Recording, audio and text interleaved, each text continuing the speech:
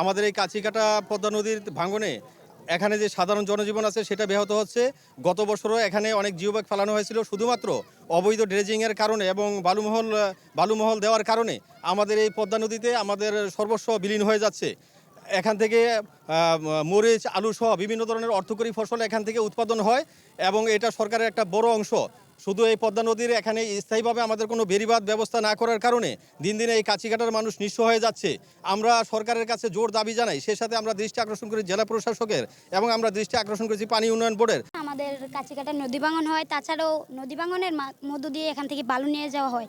তো আমরা চাই যে এখানে বালু নিয়ে যাওয়া হয়, এই বালুটা বন্ধ করতে হবে। বালু নিয়ে যাওয়ার কারণে এখানে আরও বেশি নদী ভাঙন হয়, এমনিতেই নদী ভাঙন। তাছাড়া যদি বালু নিয়ে যায় আমাদের এখান থেকে নদী ভাঙন আরও বেশি হয়। কাছিকাটা মডেল হাই স্কুলের সকল শিক্ষার্থীরা সম্মিলিত হয়েছে শুধু একটি কারণে, আমাদের কাছিকাটা একটি স্থায়ী বেড়িবাঁধ চাই।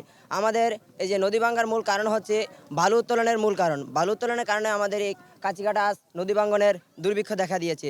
এই দুর্ভিক্ষকে রোধ করার জন্য আমাদের একটি স্থায়ী বেড়িবাঁধ চাই। আমাদের কাছিকাটা মডেল হাই স্কুল সবচেয়ে ঝুঁকিপূর্ণ রয়েছে, তার মধ্যে রয়েছে কাছিকাটা বাজার। এগুলোকে সবার আগে আমাদের রক্ষা করতে হবে। আমরা যদি কাছিকাটা মডেল হাই স্কুল রক্ষা করতে না পারি তাহলে আমরা কোথায় পড়াশোনা করব? শত শত বাড়িঘর ছিল, যারা ফকির হয়ে গিয়েছে, যারা অসহায় হয়ে গিয়েছে, যারা ভূমিহীন হয়ে গিয়েছে, আজকে ঠিক তেমনি এক অবস্থায় আজকে আমরা দেখতে পাই আমাদের এই কাছিকাটাতে আবার নদী ভাঙ্গন শুরু হয়েছে।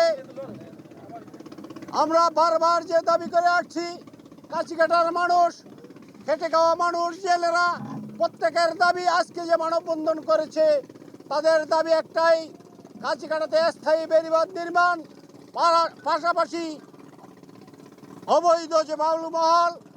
আমরা পরস্পর শুনতে পাই যে একটি বালুমহল ঘোষণা করার সম্ভাবনা রয়েছে।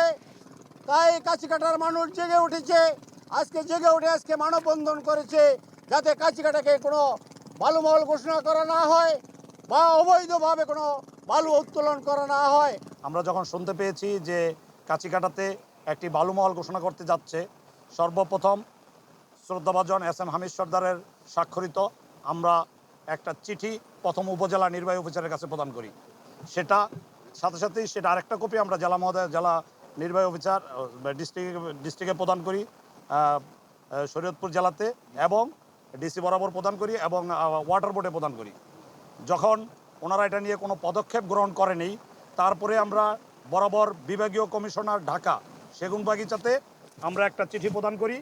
সেই চিঠিতে আমরা অনুলিপি রাখি মাননীয় প্রধান উপদেষ্টার কার্যালয় তেজগাঁ, মাননীয় উপদেষ্টা জ্বালানি ও খনিজ সম্পদ মন্ত্রণালয়, সচিব মাননীয় প্রধান উপদেষ্টার কার্যালয়, সচিব জনপ্রশাসন মন্ত্রণালয়, সচিব জ্বালানি খনিজ সম্পদ বিভাগ, মহাপরিচালক খনিজ সম্পদ সেগুনবাগিচা, মহাপরিচালক ভূদপ্তর অধিদপ্তর সেগুনবাগিচা, জেলা প্রশাসক। আজকের এই যে মানববন্ধন হয়েছে, এখান থেকে যদি ওনারা যে বালিমহল ঘোষণা দিয়েছে এবং স্থায়ী বেড়িবাঁধ এটা নির্মাণের পদক্ষেপ না নেয়, আমাদের পরবর্তী পদক্ষেপ আমরা এই মানববন্ধনের পরেই আমাদের অ্যাডভোকেট আছে এখানে, তার মাধ্যমে আমরা হাইকোর্টে রিট করব।